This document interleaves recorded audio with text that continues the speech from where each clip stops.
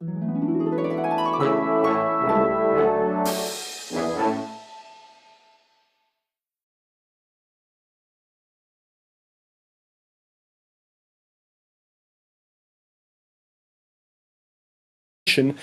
thank you very much to the audience for allowing me to speak in English. I am a typical Brit in that I only speak English.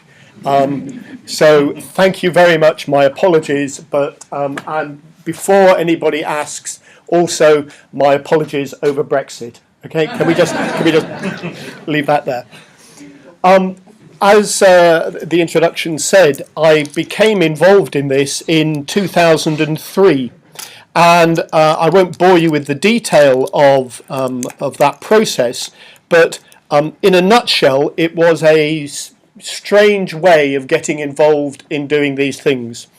On the 29th of January 2003, in other words, about 6 weeks before the coalition invasion of Iraq, and while 148,000 coalition troops were already in the region waiting to take on that attack, this question was asked in the British Ministry of Defence over tea in a small unit called the Targeting and Information Directorate. And the answer to this question was, yes, I know a bloke, I'll ask him at the weekend. And I, unfortunately, was that bloke. And what we did at that point, 3 of us, 6 weeks before the invasion, a trifle late, was to try and do these things. And to, firstly, sorry, I'm getting ahead of myself. The things that didn't happen was this. There were no orders, there was no identification on maps, and there was extremely limited expertise within those 148,000 troops. Depending on how you count it, you can't get more than 5. Okay? Most people would probably err around the 2. So that's what hadn't happened. What we tried to do before was do these things. Firstly, to deliver a list of sites and monuments that we would prefer not to be damaged if at all possible. When I was first asked to do that, I said that would be dead easy. And they said, really? And I said, yeah, absolutely, I could do it now. And they said, great, do it now. So I wrote Iraq on a piece of paper and gave it to them. And they laughed and said, no, I'd like a bit more detail than that. We eventually came up, from memory, with 36 sites from the Paleolithic to the Islamic. And these were the key sites that we asked not to be damaged if at all possible. We stressed the vulnerability of the museums, and in retrospect, laughingly, when we said in the 4 to 6 months before Iraq becomes stable again, and we reminded the Ministry of Defence for their responsibilities under especially the Geneva Conventions and the 1977 protocols, because of course at that time, and as I stand in front of you today, the UK still has not ratified the 1954 Hague Convention or either of its protocols, a point I will come back to. So we all know what happened. The museums were looted. More catastrophically, the archaeological sites were looted. And that looting continues. What went wrong in Iraq? Well, firstly, simply there were not enough troops deployed to do the job properly. When Donald Rumsfeld called in the American military and asked them to go and plan to invade Iraq, they said, we don't have to do that, sir. We have plans to invade Iraq. In fact, we have plans to invade every country in the world. But all we need from you is an indication of what you want as the outcome of the invasion. But we will tell you now that the minimum number of troops needed for any action or invasion of Iraq is 300,000. And eventually they invaded with 148,000. And as an American senior general has said to me, sir, if you go in with less than half your minimum number of troops that the military say you need to do the job, then if you have a set of 10 priorities, the bottom 5 or 6 aren't going to get addressed. And then he laughed and patted me on the back and said, and sir, I'm not even saying that protecting cultural property in museums was in the top 10, because it was nowhere to be seen. First point, not enough people. Secondly, just the entire failure to understand the importance of culture and cultural heritage, not only in Iraq and that region, perhaps particularly in many ways in that region, but just generally, globally. In 2002, in Washington, 6 different so-called think tanks were created to plan for the invasion and post-invasion Iraq. Not one of those had culture on their agenda. Not one. It just wasn't seen as important. There was the failure to see the importance of cultural heritage, but then, and this is where it becomes difficult for us, there was the failure of our community to interact with the military. There were lots of people shouting and writing letters to newspapers, being on television and everything, saying we must, the military must not damage and must not destroy and we must look after all of this stuff. However, nobody had actually been working with the military over the years since the Second World War to make sure that the military had that idea as a fundamental premise in their thinking. If the military had thought about it, it would have been in military planning. It wasn't, and why wasn't it? Because we hadn't been telling the military for the last 50 to 70 years that this was important. And that's unusual, or that's sad, because actually in both of the world wars we had done relatively well about this. This is an image of the Mosque of Omar in Jerusalem, taken in 1917, a few days after the British, and depending on which word you want to use, liberated, occupied, took over Jerusalem in 1917. But it shows that somebody on the British staff was thinking, not necessarily a trait many of us would associate with the military. But what they had done was immediately deployed troops to protect all religious sites and all cultural sites. But fascinatingly, what they did in terms of the Islamic sites was use not British troops, but troops of the British Indian Army. In other words, Muslim troops were protecting Muslim sites. Somebody in the British staff thought about what the best thing to do was in those relationships. That idea continued into the Second World War, and we had the top level military support for the protection of cultural property. And this is just one of a number of memos that the Supreme Allied Commander Dwight Eisenhower sent out before the invasions of Italy and then Normandy and other major actions. It's the responsibility of every commander to protect cultural property. And implicit in this is Eisenhower's argument, and as the memo goes on, there is a distinction between military necessity, where you have to damage something, or military convenience, where it's just easier to damage something. And implicit in Eisenhower's memos is a very, very thinly veiled threat that if he finds any military officer destroying any cultural property for convenience rather than the necessity, that he, Eisenhower, the Supreme Allied Commander, would like to talk to that officer.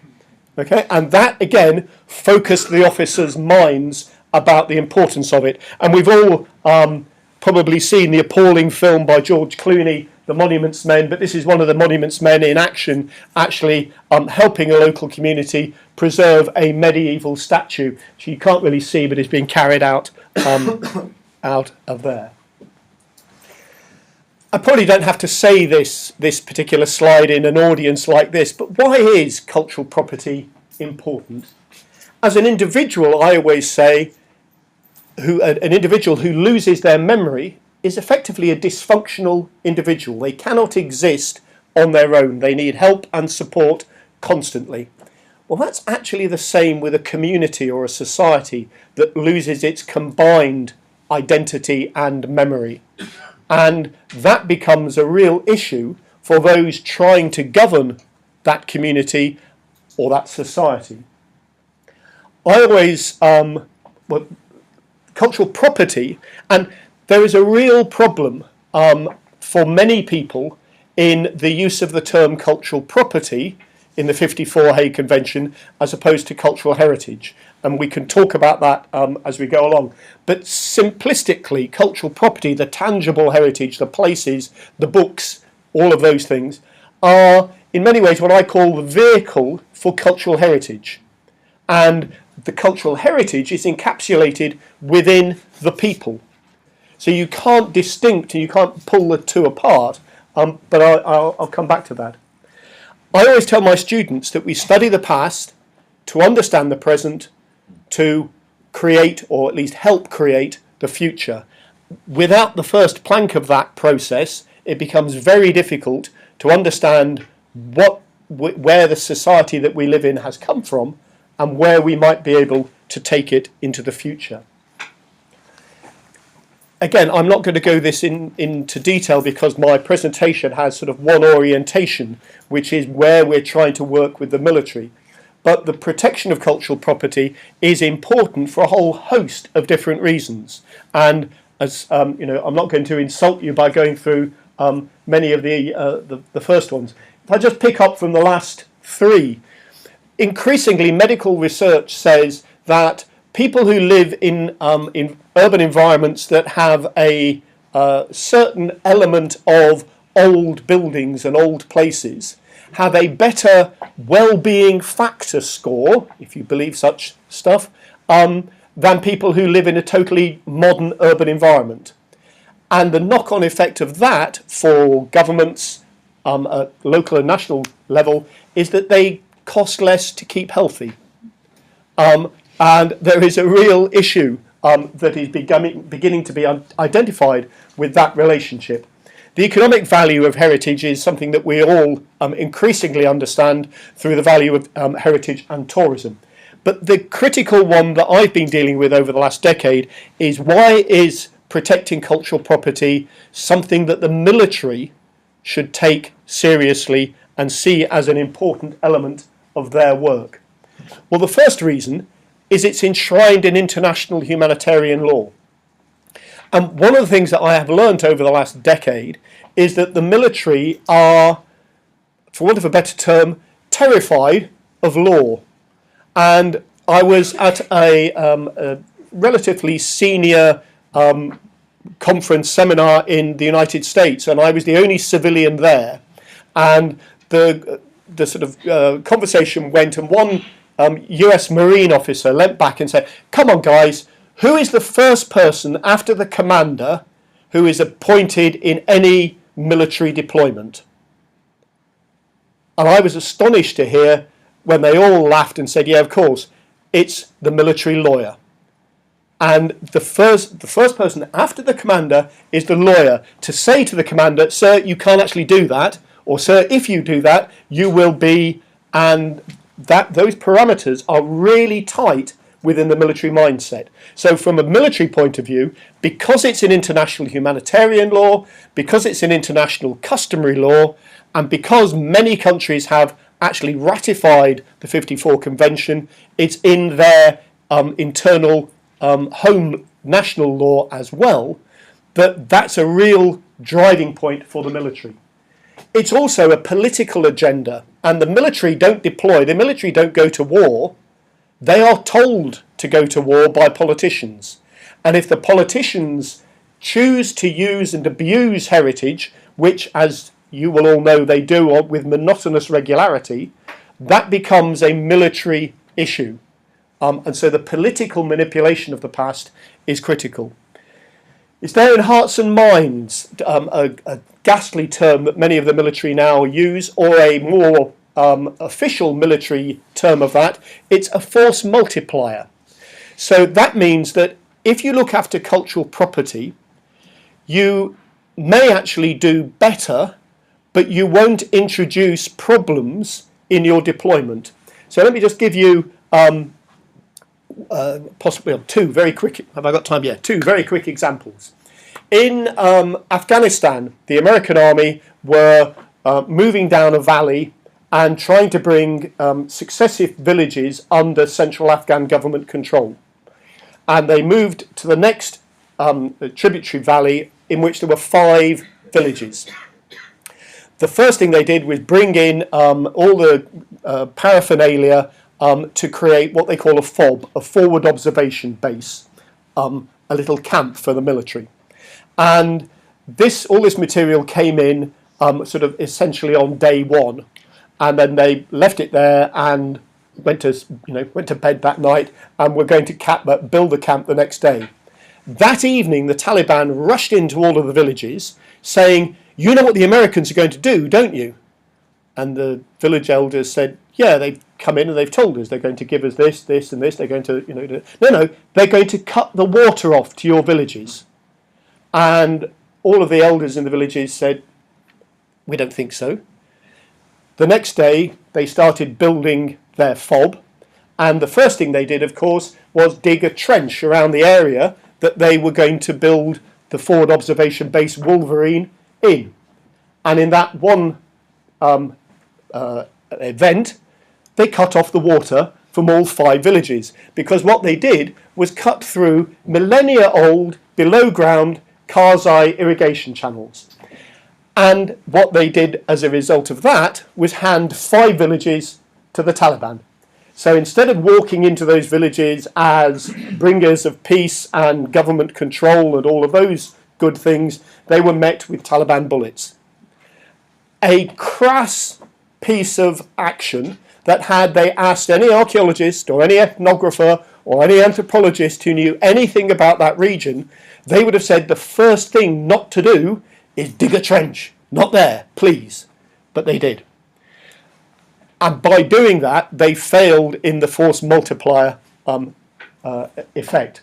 Second quick example. In Iraq, the American army, and it's frequently the American army, I apologise, but we're having understandable trouble with so-called insurgents digging in IEDs, roadside bombs at night, that were targeting both the American military and the local population in an effort to destabilise that relationship. So the Americans decided to put a sniper unit in the tallest building in that area so that they could see the insurgents putting the bombs in and, in military terms, take them out. That became relatively successful, and so the insurgents identified where the sniper unit was and started firing back at the sniper unit.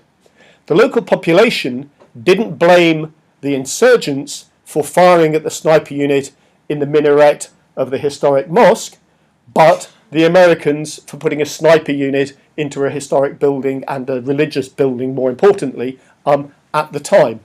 The knock-on effect of that was that foot patrols went back into vehicles. The knock-on effect of that was the relationship between the local population and the American military was lost, and that was one, and I don't say this was the entire package of this, but it was one of the straws on the back of the American military at that point that lost them that part of Samara for about 3 months. And they took, I think I'm right in remembering, 137 casualties retaking that part of Samara a few months later. Had they built a purpose-built sniper tower in exactly the right place so they could have seen down all of the roads instead of some of them, they would have sent a message to the local population, not only that we are looking after you and trying to stop the IEDs being planted at night, which are targeting you during the day, but also that we are looking after your heritage and your religious sites because we are not using them and we are trying to protect them.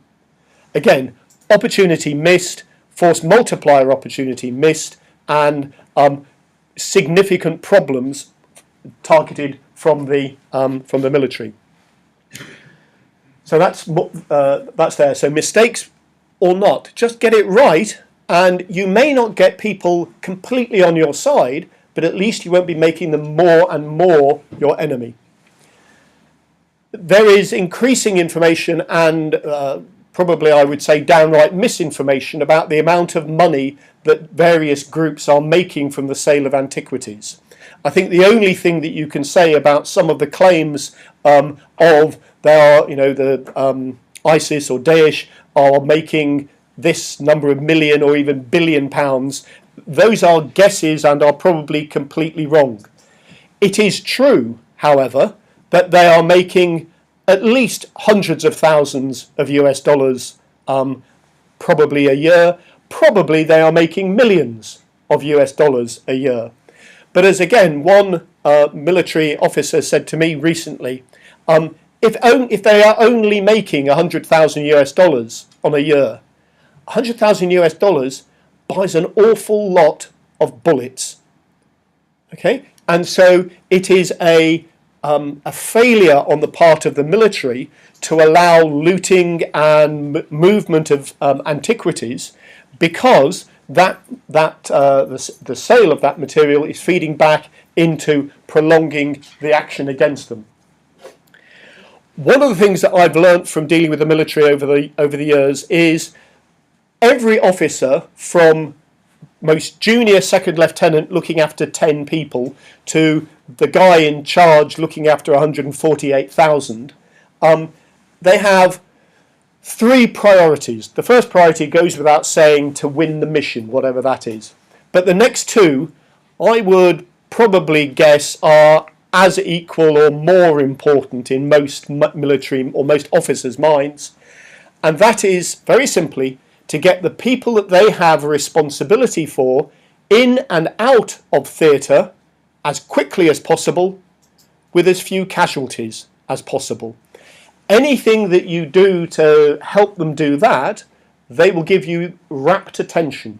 And one of the ways of doing that is to enable a post-conflict country to become economically viable and stable again as quickly as possible.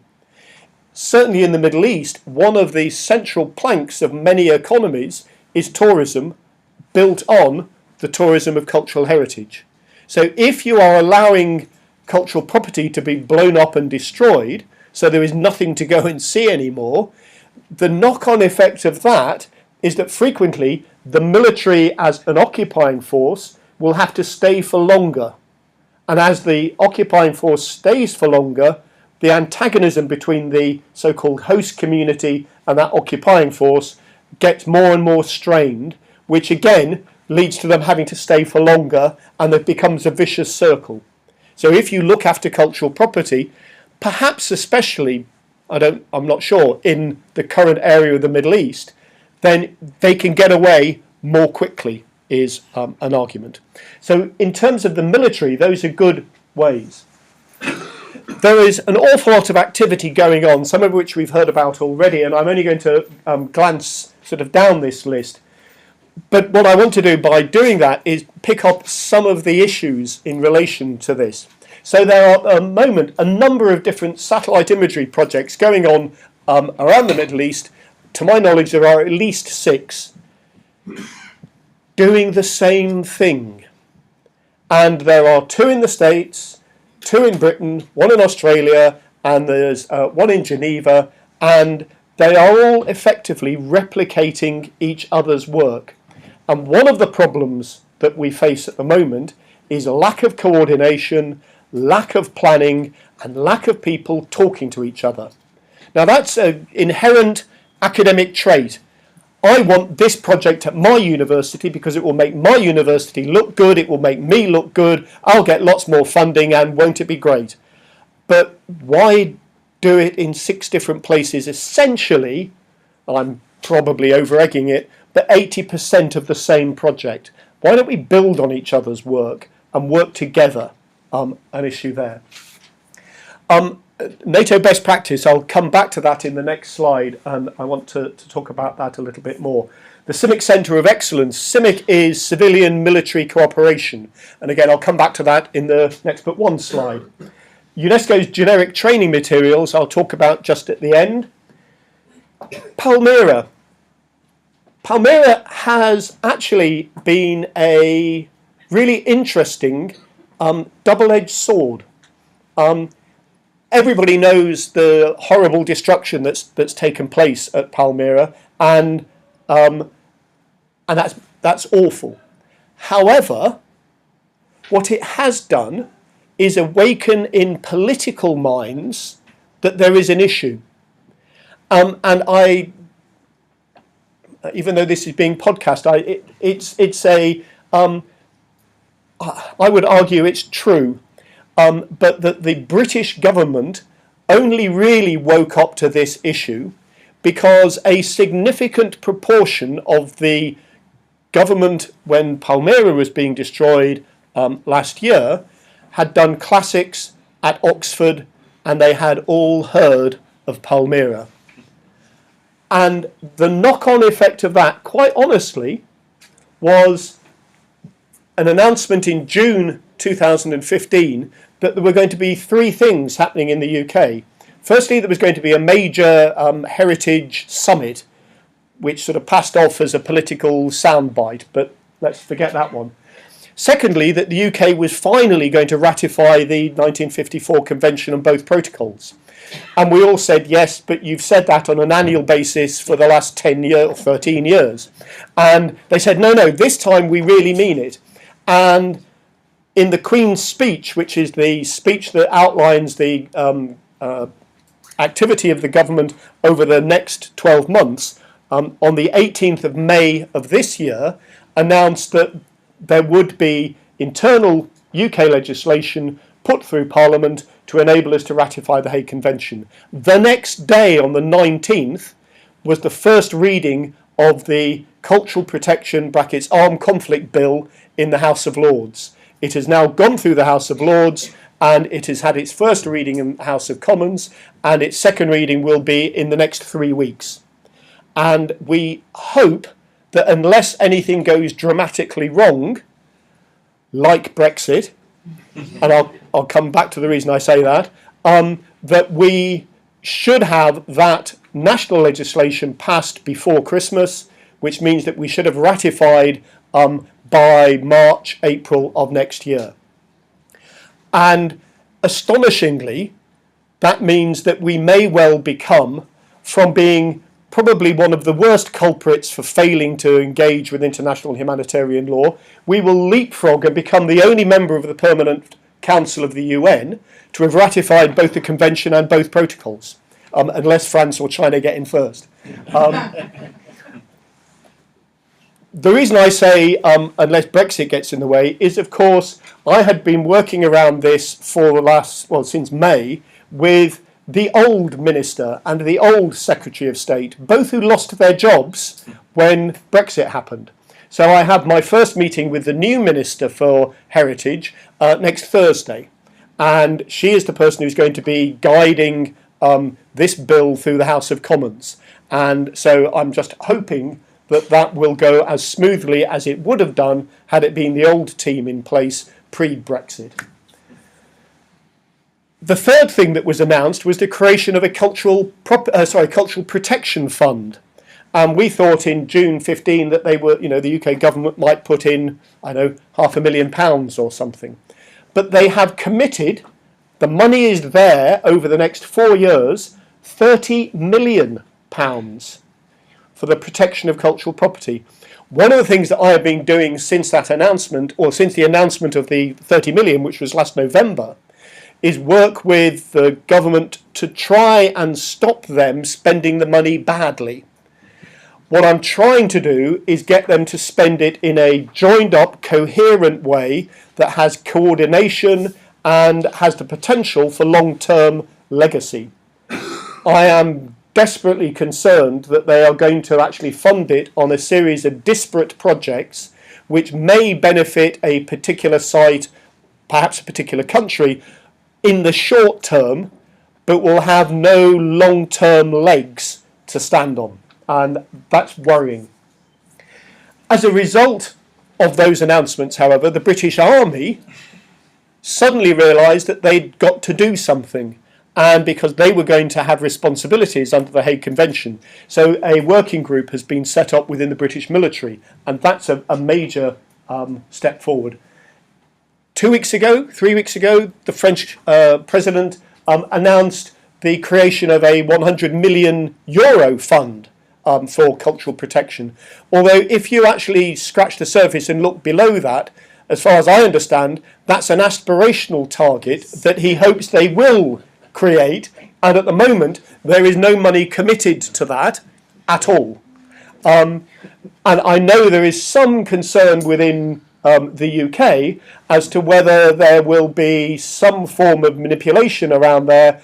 Why am I saying this on a podcast? That the 30 million might be used as a contribution to that in somebody's mindset. Anyway, and then the Blue Shield, which I will come back to. Going back though to one of the things I said, the NATO response. And the NATO, there's a NATO project going on at the moment, which was prompted by this. And this is a site in Libya at Ras Al Maghreb, and the Blue Shield, which I will come to in a moment, had created, and since my original list for Iraq in 2003 of 36 sites, the Blue Shield, mainly led by the US National Committee of the Blue Shield, has produced lists for Mali, Yemen, not in this order, Mali, Yemen, Syria, Iraq, and Libya. And they're producing others as well. And what we hope is that we provide a list of cultural property that we would like not to be damaged at all. That is given to the Department of Defence, the Ministry of Defence, and to NATO, and they put that into what they call their no-strike lists. And what happened here is we think we have good evidence of that process, because the NATO targeteer, who is sitting at an airfield in the Netherlands, identified a 6-vehicle unit for mobile radar that troops loyal to President Gaddafi had put close to and inside a building. Now, I don't know the detail of the precise thing that happened next, but the equivalent of a red light flashed on their computer screen because the coordinates for the building were the same coordinates that we'd given them for a Roman site. So in military terms, there was a discussion and they modified the ordnance. So in other words, instead of dropping one large bomb to blow up all 6 vehicles together and the building, they used 6 precision weapons to take out all 6 vehicles independently, leaving the Roman site behind intact, apart from a little bit of shrapnel damage. And this is just one of the 6 vehicles, and the other 5 look exactly the same. Okay, some of which are at the back, I think 3 of which are actually inside the site. We were able, or colleagues in the US were able to get a Libyan archaeologist in front of international TV crews very quickly after this happened, and that suddenly got something that NATO was very unexpected and very unused to, good publicity. And so NATO created an internal review set up by its centre in Portugal, and which reported in December 2012 about what did they do right here, and can we make sure we do it again effectively. And there were 4 recommendations from that report, and the primary one was that NATO should create a cultural property protection doctrine at NATO level, which is a very unusual thing because NATO essentially relies on national doctrine of any deployment there. That on the back of that report, a 2-year project was set up to investigate the potential of that, and that project reports in December of this year. Don't hold your breath, and I'm not convinced that they are actually going to come up with a NATO doctrine, but at least the conversations are happening in NATO at the time. Another element within NATO is NATO have a whole variety of what they call centres of excellence. And the Civilian Military Centre of Excellence is actually in The Hague now in the Netherlands. And working with colleagues in the Blue Shield, which I'll come to in a moment, they have just produced a book in their series. They have a whole series of books called Makes Sense. And the most recent one, I think, is still Cultural Property Protection Makes Sense. And these are relatively short, they're small. I'm sorry, I gave my last one away over the last 2 days. But they're small, relatively short, easy to read books aimed at the sort of company commander officer who needs to think about the whole spectrum of activity that he will be involved in. It's free download from there, and we've been working with the Civic Centre since 2006 to try and get this document produced and off the ground. So that's another element. Okay, Blue Shield, I'm going to have to speed up a little bit, but you've already heard Benjamin talk about the Blue Shield a little bit. The symbol is there in the 54 Convention. It was created as an organisation by those 4 different international NGOs in '96. There is the international organisation, and there are now 25, I think it is, possibly 27 by now, national committees with a number of others planned. And it is referred to frequently as the cultural equivalent of the Red Cross. And I always say, yeah, absolutely it is, apart from 3 minor differences. One, everybody on the planet has heard of the Red Cross or the Red Crescent. Almost nobody on the planet has heard of the Blue Shield. And I wouldn't be surprised if a number of you, and I won't shame and name you, but I wouldn't be surprised if a number of you who came in this morning had never heard of the Blue Shield. Okay, so a bit of evangelicalism, now you have all heard of the Blue Shield. Second minor difference is that the Red Cross has a multi-million-pound annual budget. The Blue Shield has no annual budget. It is entirely a group of the willing volunteer. And of course, on the back of that, the Red Cross has a paid professional staff of more than 12,000 people working in 80 plus countries in the world at any time. The Blue Shield has no paid staff. Other than that, the 2 organisations are completely synonymous, and it works there. One thing that we have been criticised for frequently is that we put old things, stones and ruins before people. Absolutely not. People come first. If there is an option of protecting a building or a site or a person or a group of people, there is no argument, no discussion, absolutely not. However, my argument is that the protection of a community's past is very much the second most important thing that we need to do in conflict. Because if you don't do that, then you destabilise that community and that society, as I mentioned at the beginning. So absolutely people first, but looking after cultural property relatively quickly second. And it's all cultural property. It's not just archaeology. It's libraries, it's art. I mean, think back to the 1930s and the destruction of decadent art. All of that issue is critical. It's libraries, archives, the whole package. We're a formal advisory body to the 54 Intergovernmental Convention. These are just 2 bits plucked from our new and recent statutes. So that's what we do, that's what we're committed to. I'm not going to read it out. You can see that. And what we... to pick up, in fact, a point that Benjamin made earlier, through the second protocol, there is now the implicit argument that we look after natural heritage or natural disaster as well. I tend to use the term environmental disaster because there is almost now, so my scientific colleagues tell me, no such thing as a completely natural disaster. Nearly all of them are prompted by human action. So that's a mute difference. But we now look, and the reason we do that is because the actors who either deal with a sort of conflict situation or a natural disaster are usually the same. The military, the emergency forces, ICRC, the same NGOs. So we need just to work with them in the same way to do that. We do these things. We promote the ratification of the convention. Again, I'm not going to read them all out. You can see that. And if anybody wants this PowerPoint, you're very welcome to get it. So those are the sorts of things that we do, and that's enshrined in our new statutes. So, as I say, essentially a network of willing volunteers, new statutes created in April of this year, and we're a non-profit, which is all well and good because we've got no money anyway.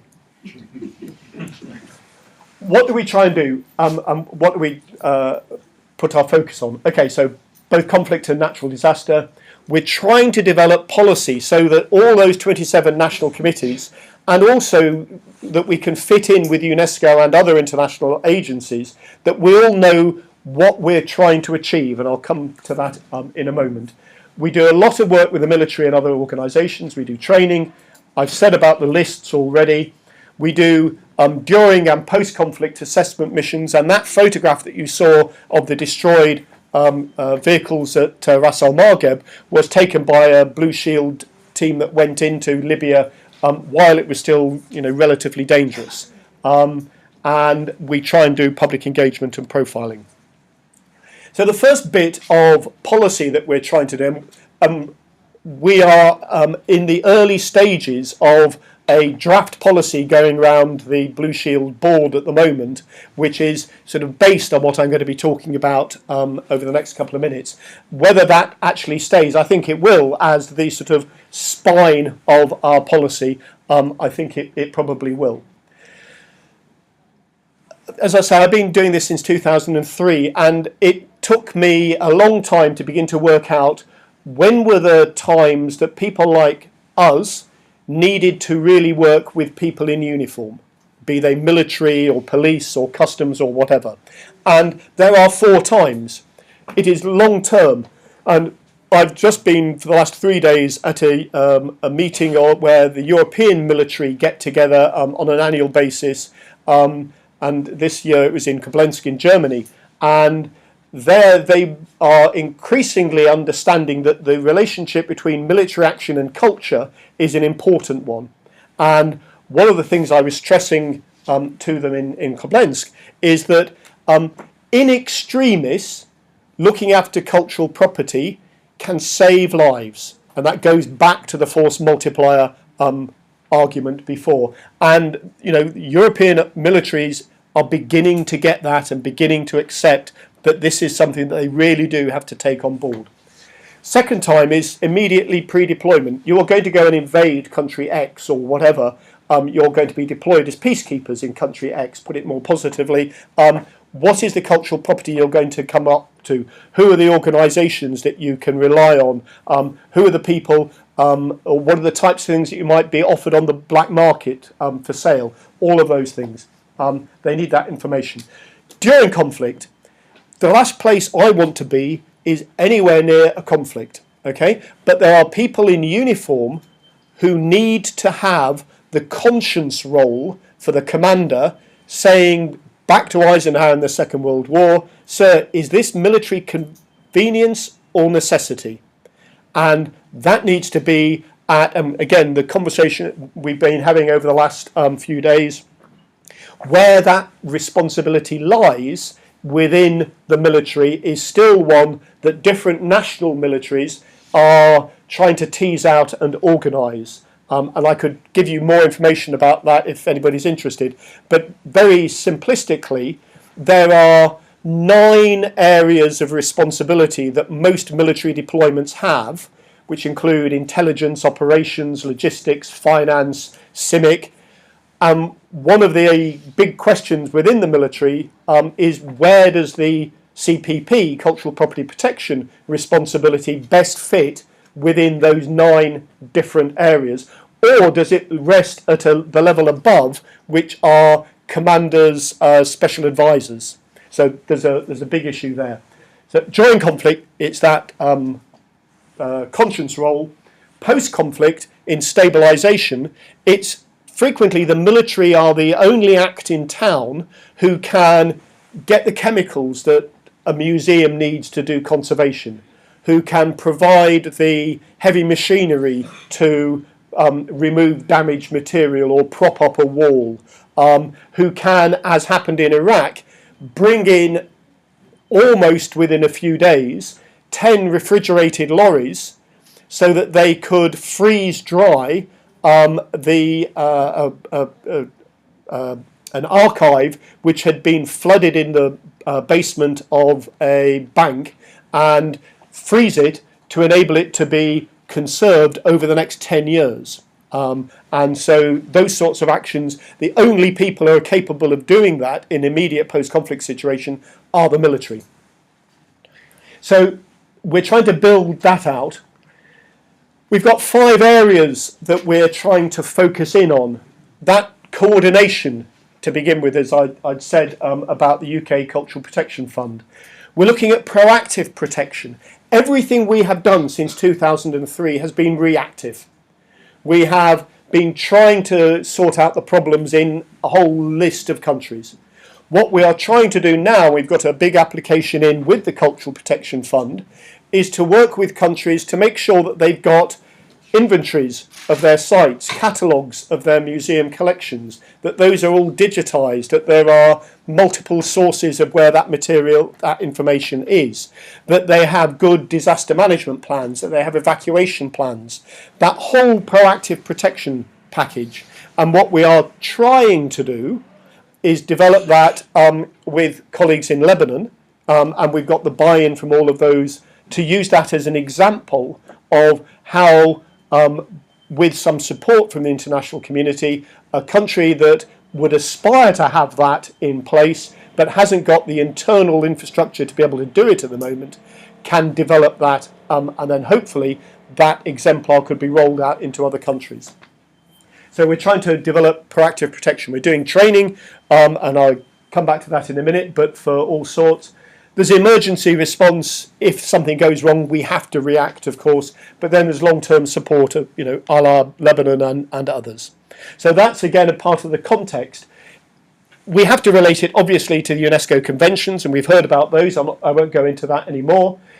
Also, the other legal framework, and again, Benjamin has referred to all of these, I think, and I won't go into those anymore. But just to make the point that we're not doing this alone, we're doing this within that broader international legal responsibility. And then we come to the whole thing about cultural property being damaged during war. And yeah, it's always been damaged during war. That's what happens. Stuff gets damaged. People get killed. But interestingly, if you go back through military strategists for the last 2,500 years, they have all said that allowing the cultural property of your enemy to be destroyed is bad military practice. And it gets to be really bad military practice if you do it yourself. Okay? Because what you're doing is creating the first excuse for the next conflict. Okay? You trashed our temples or monuments or whatever, we're going to come and trash yours. Okay? And that's been there from 2,500 years ago in China through to the 19th century in the Lieber Code and everything. So do things have to get damaged? Is collateral destruction just something that we have to accept? We think probably not. And so what we've tried to do is unpack why things do get damaged and destroyed. And we think there are 7 reasons. And these are what the military would call 7 risks. And a lot of the terminology that we use, so the 4-tier, the 7 risks, are not the sort of normal terminology that we might use, but are military terms. And one of, again, the tricks I've learnt over the last decade is I have to speak not French or Spanish or whatever, but military. And I've been learning military as my second language. And it is a completely different language, believe me. So these 7 risks. Lack of planning. We saw that in 2003 in Iraq. There was no planning, so it went badly wrong. Spoils of war. militaries traditionally over the years have looted and damaged despite the advice of military strategists. Now, most European militaries don't do that at the moment, but there are a goodly number of other militaries around the world who still do. And that's an issue that we need to do. There's lack of military awareness. If only that engineer in Afghanistan building Camp Wolverine had had somebody tell him at some point in his training that maybe digging a trench in this sort of environment isn't the best thing. So it's just simple lack of military awareness. Not their fault, our fault. There is collateral damage. Yeah, you know, bombs go off. It's astonishing to look at those 6 vehicles that were all destroyed independently, leaving the building around and outside them. But sometimes those bombs don't work, and sometimes they hit the building, not the vehicle. That's going to happen. We have to accept that.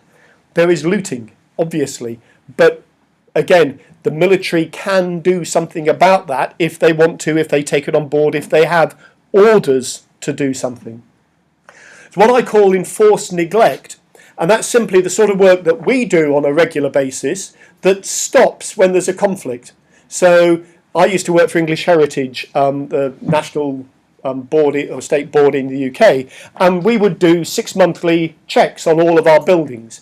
And if a tile had slipped from a roof, we'd make sure that the tile was put back. But if you can't do that 6 monthly check and the tile slips and then slips a bit more and then falls out, that's when the water and the snow and the ice gets in and the whole roof goes. And that enforced neglect is something that is a significant contributory factor. And then, of course, there's what Daesh are doing at the moment and others, the specific targeting. But all of those can be addressed to a greater or lesser extent. And if you start chipping away at each of the 7 risks, you minimise the overall risk to cultural property. And that's what we're attempting to do.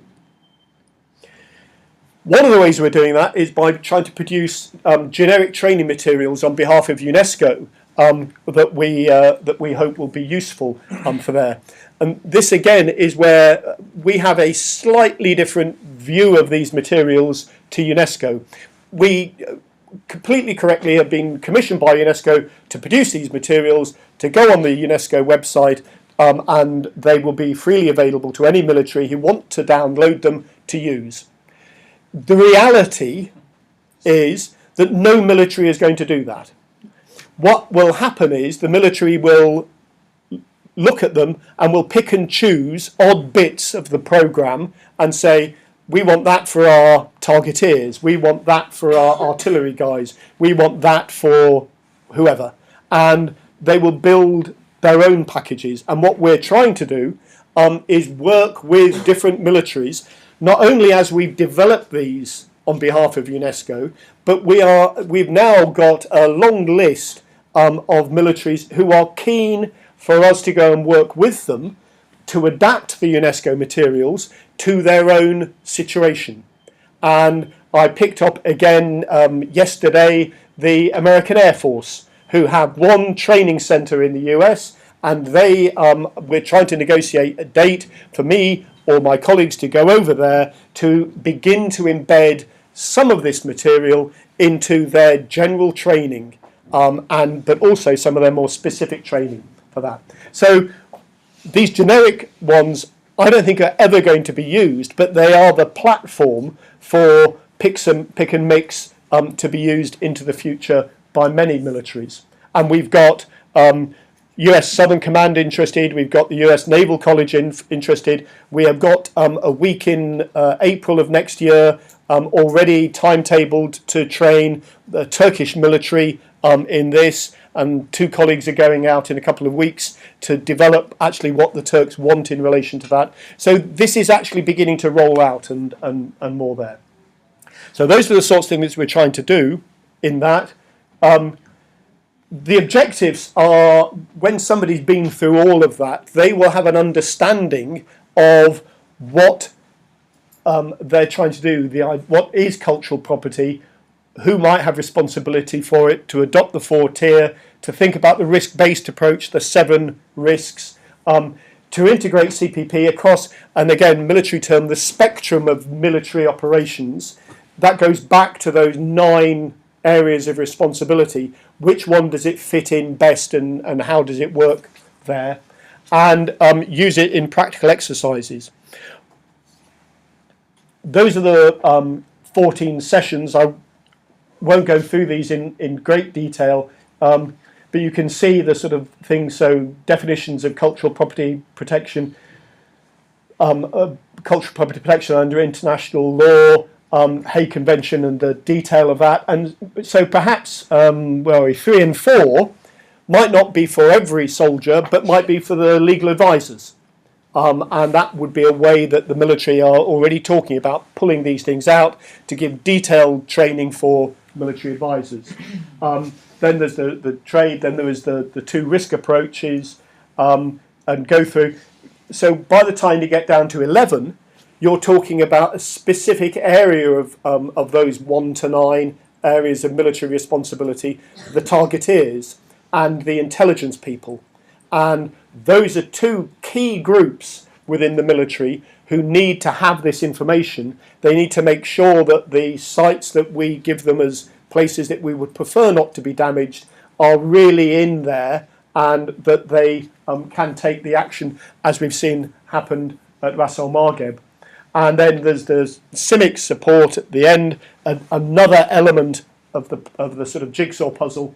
And then we actually get them to, hopefully, the plan is that they would do a half-day desktop exercise and then a full day working with a major museum or whatever, a regional museum, wherever the training is being done, about how the military might help that museum during a conflict or whatever.